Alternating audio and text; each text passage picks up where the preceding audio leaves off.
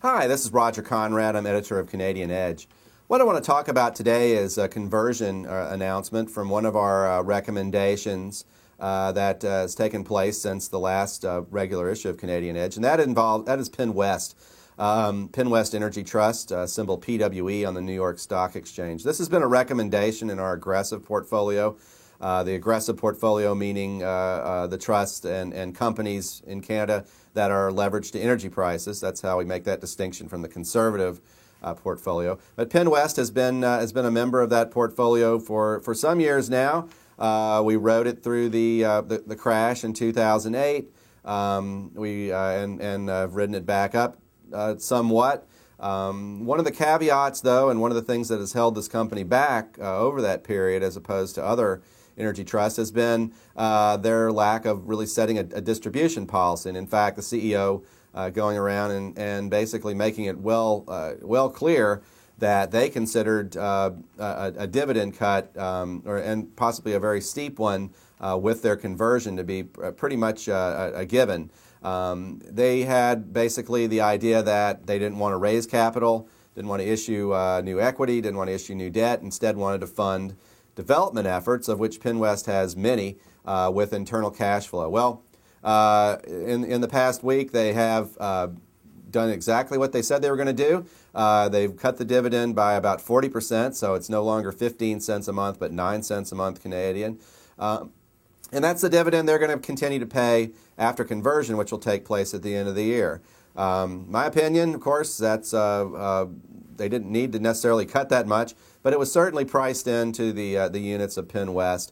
And in fact, we've seen a nice little rally in them since that announcement was made, as maybe some of the yield-focused people came out, and that includes me, but as a yield-focused person. But some of the people who were in there entirely for a yield and maybe weren't expecting a reduction coming out, but being replaced by many more bargain hunters and people who are buying PennWest for an entirely different reason, that is total return. PennWest has tremendous reserves. They have tremendous raw land, which doesn't even show up in their reserves. They trade at a discount to those reserves. And those are three reasons basically why we've stuck with it, even though with the dividend uncertainty.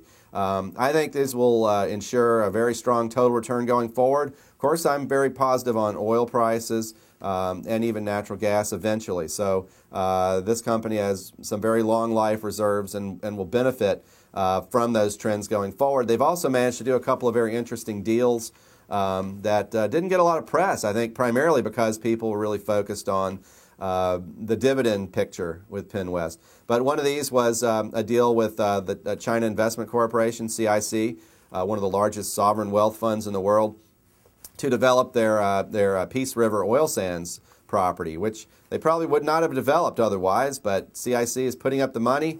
They have lots of it, and PennWest is doing the development. So it's production that will come online and was unexpected before.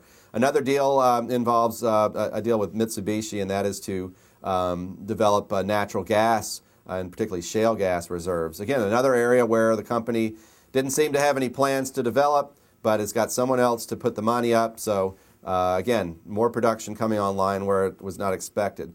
I think we're going to see more and more of these types of things take place. PennWest was very aggressive as a trust in terms of acquiring other trusts that had producing properties, as well as a lot of raw land.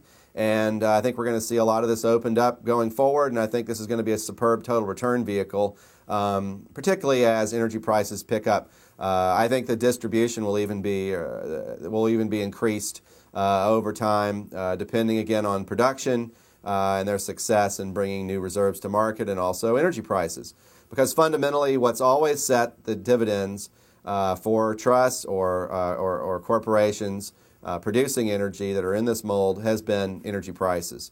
So energy prices up, good for dividends, good for total returns. Energy prices down, not so good. And of course, that's why you don't want to ever hold too much of any one particular company. But I think in this case, a very good one to hang on to. So if you're disappointed in the dividend, I've talked to a lot of people and they're saying, I want to go on to something that maybe yields a little bit more. I would urge you strongly to stick with at least some of your position. I think it's going to work out very well going forward. In the meantime, we're looking always at some very high yield situations that can maybe help make up for some of that lost income. So thanks for tuning in. We'll look forward to chatting with you next time.